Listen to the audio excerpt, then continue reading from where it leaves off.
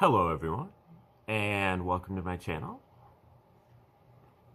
This is an educational channel, and we generally look at great theories of everything from ancient and modern times, and try to, go through the theory of everything and figure out how it's put together and how to use it in our own lives to accentuate our experience here on this earth with our paradigm shifting, our awakening to 5D consciousness, and our formation of a holistic worldview. Today is our 578th video that we've done on the reciprocal system of theory from Dewey B. Larson. Mr. Larson was born in 1898 in North Dakota, and he died in 1990, I believe, out in Portland, where he did most of his work. And Mr. Larson left behind a lot of great books, mostly on the sciences, mostly on physics and chemistry and astronomy. He made a lot of contributions, predicted the existence of quasars before they were even discovered, was able to practically recreate the scientific tables strictly from theory, and that stems from his 1959 articulation of his two fundamental postulates about how the universe was constructed, and then deriving a theoretical universe from those postulates. But Larson also has books on a book on metaphysics and a couple of books on economics, and they're all based on the same theory. The basic theory is that we live in a universe not made of matter, not made of energy, but the universe is made of motion. And motion is the reciprocal relationship between space and time. I was running at 10 miles per hour, 10 miles of space in 1 hour of time, space over time. That is motion. That is speed, space over time. But all of our scientific quantities, Larson says, are forms of motion, and they are all representable by a fraction, with space or time as the numerator and time or space as the denominator. For example, matter. Matter is a kind of motion, and matter is expressible as time to the third power over space to the third power.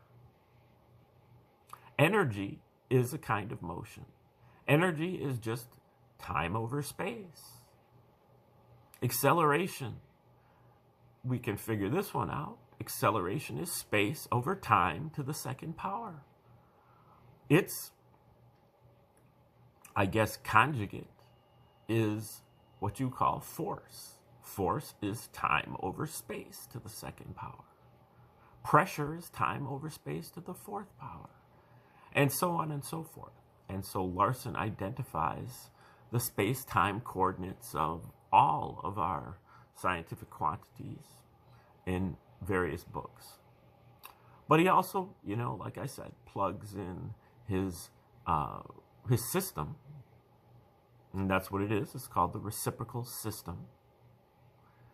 He believes that it can be applied to every subject, but he only lived for 92 years, so he wasn't able to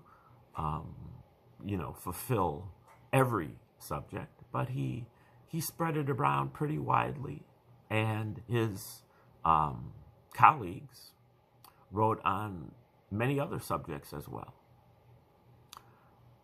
So when he writes about economics, he is thinking of an economic system in motion, a dynamic system.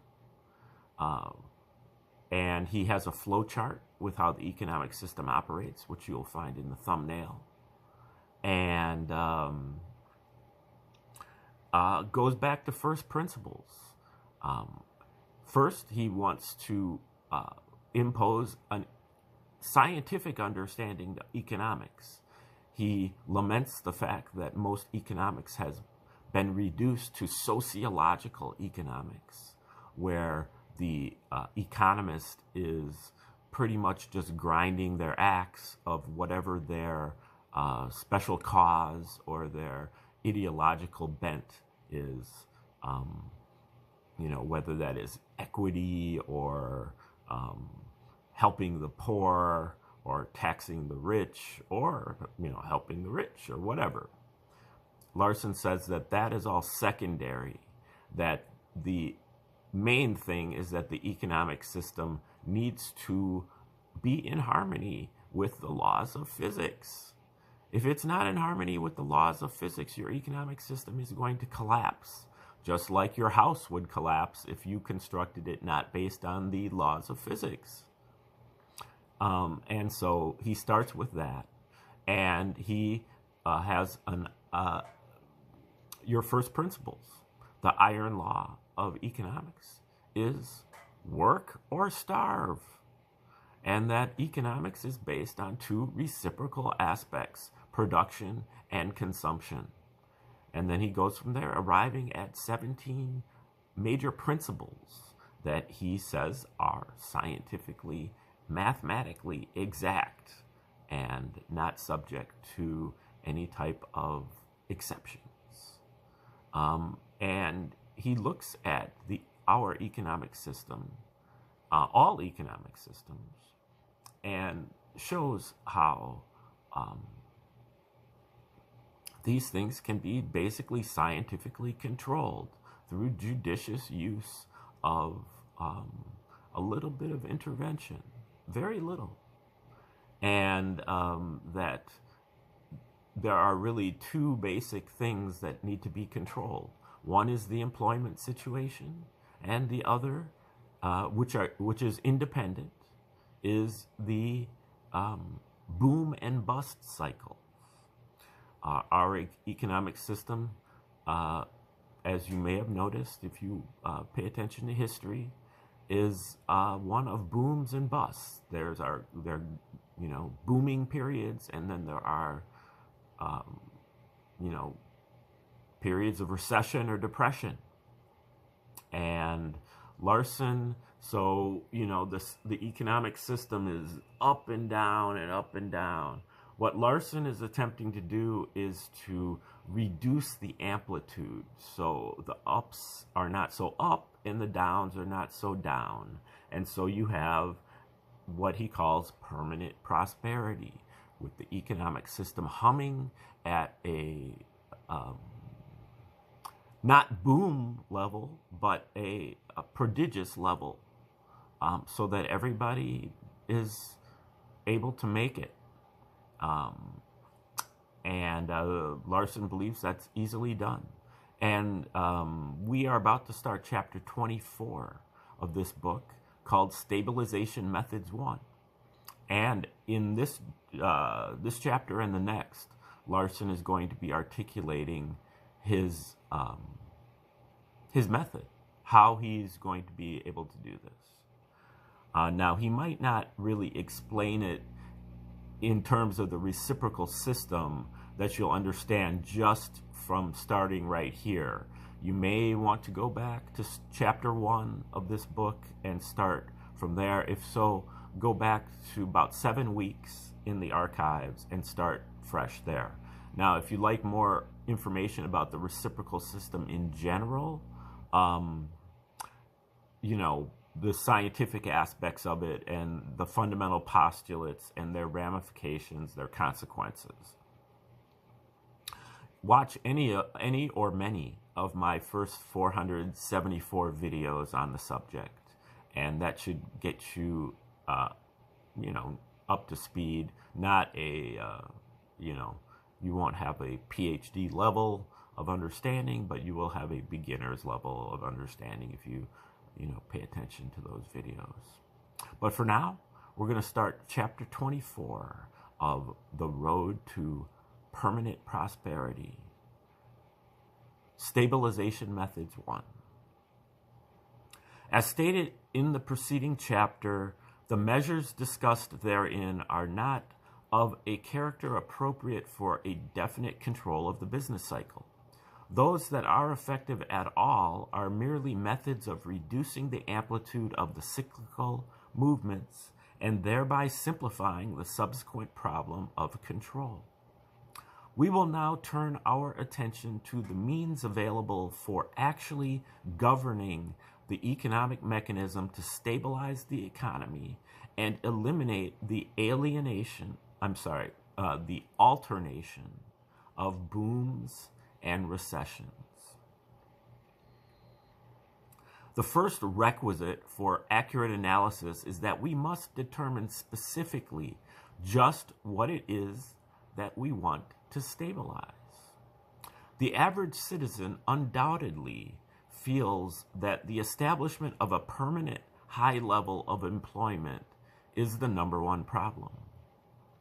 In the preceding pages, however, it was demonstrated that the market price level is independent of the volume of production, which is principle number 9, and consequently, the cyclical price movements will continue regardless of any action that may be taken with respect to maintaining a high level of employment. It was further shown that these price cycles are inevitably producers of unemployment, barring revolutionary changes in the prevailing attitude toward maintaining wage rates. And any stabilization of employment that might be accomplished would therefore be upset periodically by the business cycle unless some action is first taken to eliminate the cyclical price movements. When stabilization of prices is mentioned, the assumption is usually made that the expression refers to something on the order of Irving Fisher's, quote, commodity dollar. It was the contention of Fisher and his school of thought that the alternating high and low commodity prices that we seem to see in the commodity markets are merely an illusion, that in reality the commodity prices are stable, but the value of the currency varies. What appears to be a price cycle is actually a money cycle, the great money illusion, as Fisher called it.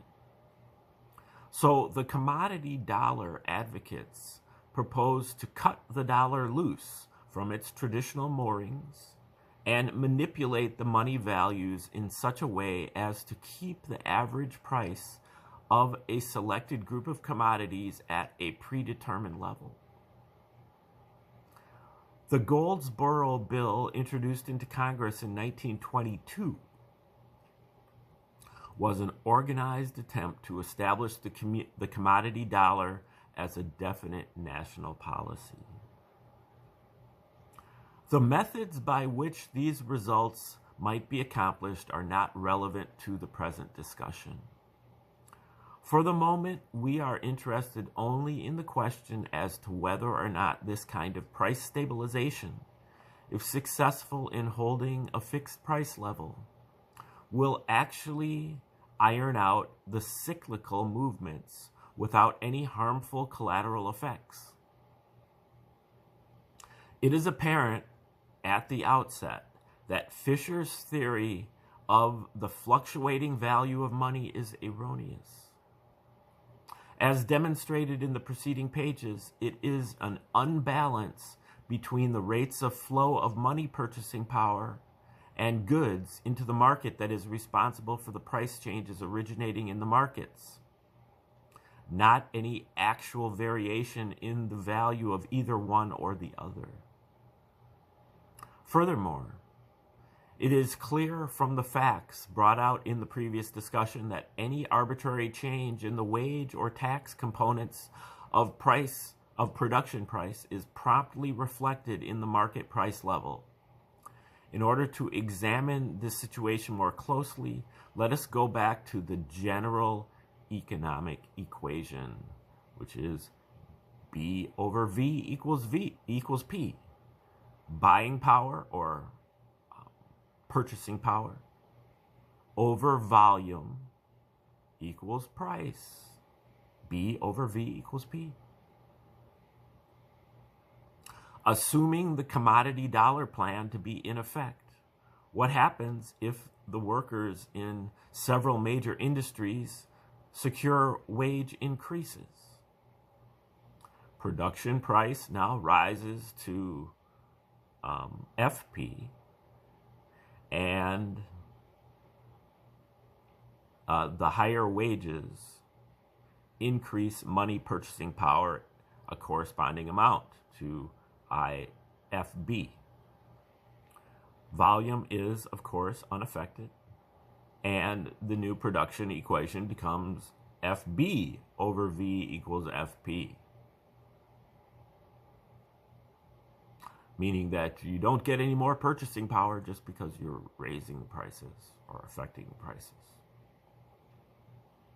But when the increased money purchasing power FB reaches the markets and starts to raise prices, the deflationary methods of the price stabilization scheme come into play.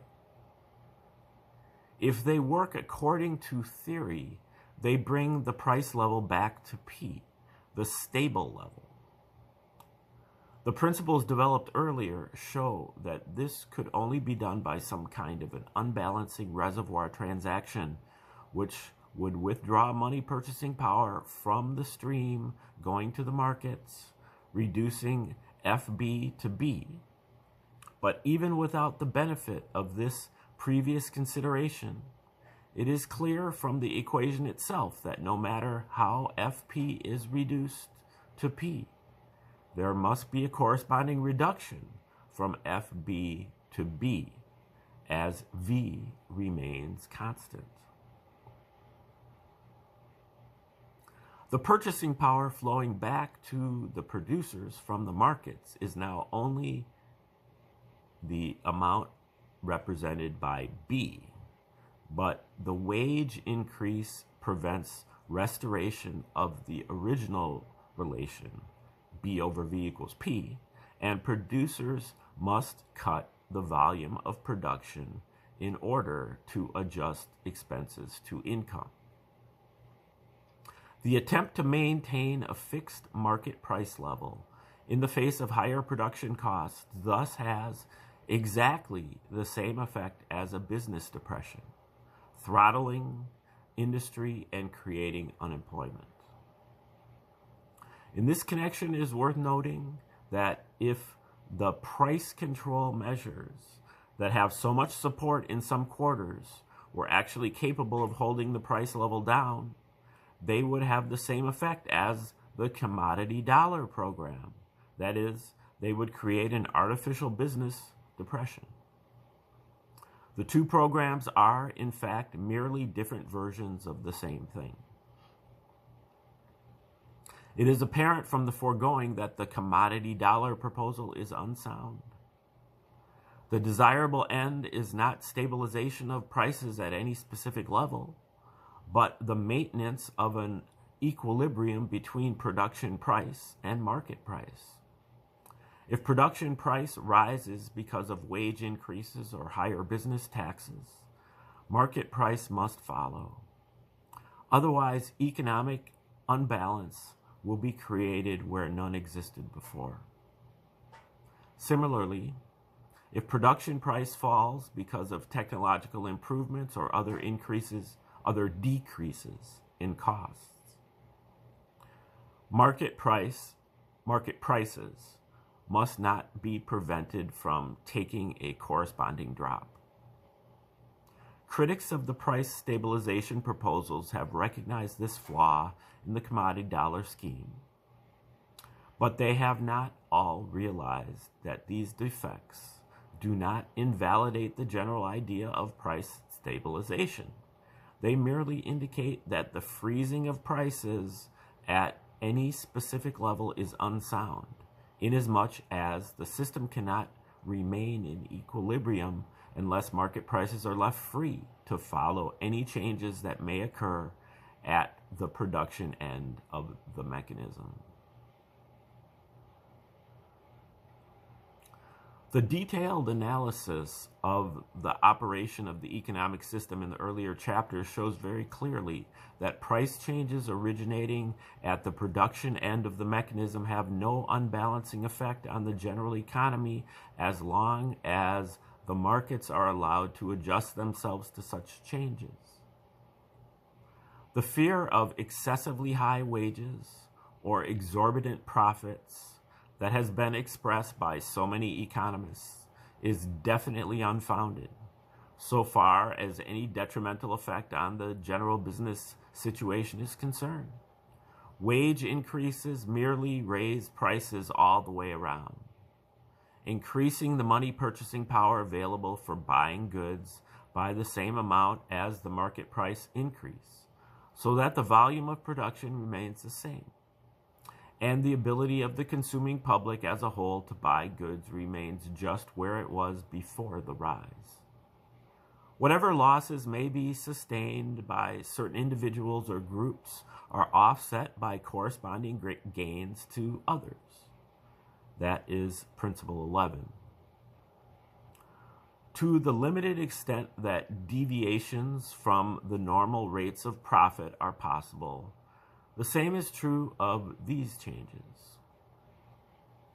On the other hand, price changes originating at the market end of the mechanism by reason of purchasing power reservoir transactions are the central factor in the business cycle, and they do have a very serious effect on the stability of economic life.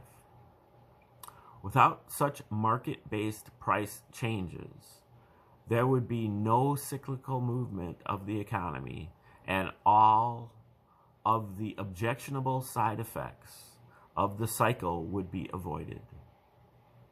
It is therefore clear that prevention of these price fluctuations originating in the markets is the form of stabilization that we want to accomplish. This redefinition of the goal of the stabilization program makes it evident that there are better methods of handling the control operation than those that have heretofore been suggested. It would still be possible to work with index numbers if we wish to do so.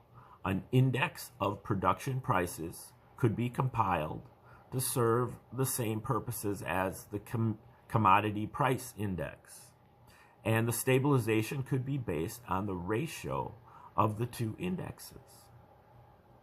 But index numbers are unsatisfactory tools for accurate work, in spite of all the ingenuity that has been employed in their construction.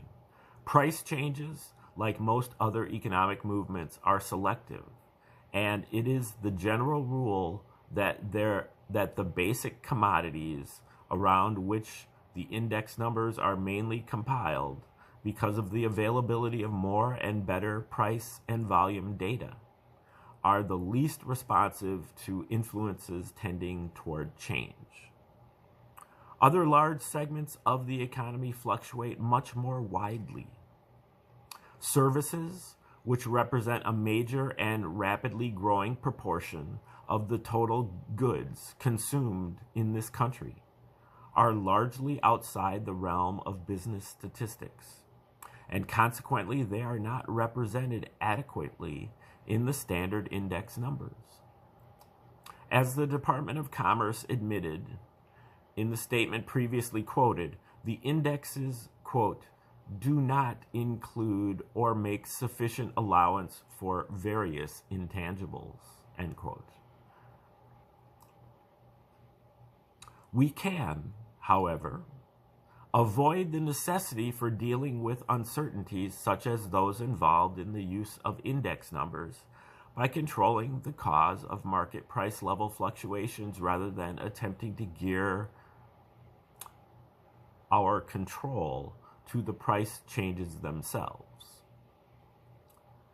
As was brought out in the earlier discussions, market prices would mirror production prices, and there would be a smooth, stable flow of goods and of purchasing power if it were not for the reservoirs along the line into which some of the purchasing power can be diverted, and from which, at other times, purchasing power can be drawn to swell the stream going to markets.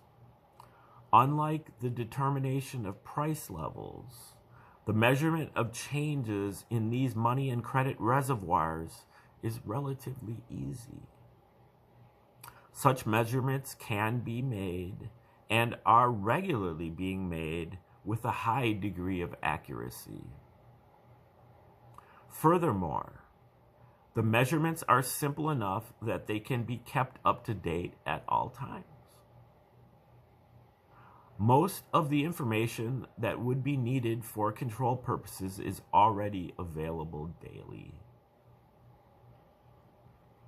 The transactions carried out by means of the purchasing power reservoirs play an important part in our modern economic life, and it would not be advisable to prohibit them or to place unduly rigid restrictions on them.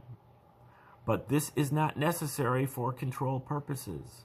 We do not even need to deal with each one individually, other than to keep track of what is happening in each place. Since all purchasing power is alike from the standpoint of its economic function, we can eliminate market price level fluctuations by introducing compensatory transactions of the right magnitude and direction in any reservoir to cancel the net unbalancing effect of the transactions which are currently taking place in all of the money and credit reservoirs. Since the data that show the condition of the reservoirs are complete and accurate and can be kept current at all times, the regulation can take the form of a continuous series of minor actions rather than successively relatively drastic steps. Because of this advantage, plus the fact that only the net excess of transactions one way or the other needs to be neutralized, the control measures can be mild and unobtrusive, particularly if provision is made for curbing speculative excesses, as suggested in the preceding chapter. Before taking up a consideration of the various practical programs that have been proposed for the purpose of governing the flow in and out of the money and credit reservoirs, proposals that have been made in other languages as the reservoir concept herein developed has not hitherto been recognized in its true light, it will be advisable to take a brief look at the suggestion that we should meet the situation at the opposite end of the economic mechanism, that is, by controlling production or by storage of products, rather than by controlling storage of the circulating medium. An example of this type of approach is a plan proposed by Benjamin Graham during the Depression of the 30s that envisions the stabilization of prices by the storage of a selected group of durable commodities under government auspices and the unlimited privilege of exchange of money for these commodities and vice versa at a fixed rate. The theory is that when the market price of these commodities falls below the established standard, there would be an advantage in selling to the government storage agency, and enough of the supply would thus be withdrawn from the market to bring prices back to normal. When market prices rise above the standard, enough would be bought from the government agency instead of through the markets to cause a lowering of the market price. The expectation is that the stabilizing of the prices of these commodities would exert a stabilizing effect on the market price level as a whole. As a whole. We have found that control of the business cycle requires maintaining a constant relation between the flow of goods and the flow of money purchasing power. The control can theoretically be exercised over either of these flows. Graham's plan attacks the problem by setting up a control over goods market volume rather than over purchasing power. But storage of goods in the required amounts is out of the question. Commodity storage practiced on the small scale contemplated in the Graham plan would merely shift the price instability from the stored commodities to all other goods. In order to stabilize the prices of goods in general, by this means it would be necessary to provide goods storage sufficient to balance the net excess of transactions into or out of the purchasing power reservoirs. This would involve storing billions of dollars worth of goods and is clearly impractical. Furthermore, this plan, like so many other proposals for economic control, applies the regulation in the wrong place. Price stabilization is not an end in itself. It is only sought as a means of stabilizing business activity, consumption, and employment. Even if it were feasible to apply this storage plan on such a large scale that price stability could actually be achieved by this means, this would not solve the problem at which it is really aimed. It would create the kind of instability that we are trying to eliminate, as it would introduce variations into the flow of goods that did not previously exist. Okay, I'm going to stop it right there, and we will start up again tomorrow and proceed further with this chapter, Chapter 24, Stabilization Methods of The Road to Permanent Prosperity by Dewey B. Larson. Thanks for tuning in today, and have a wonderful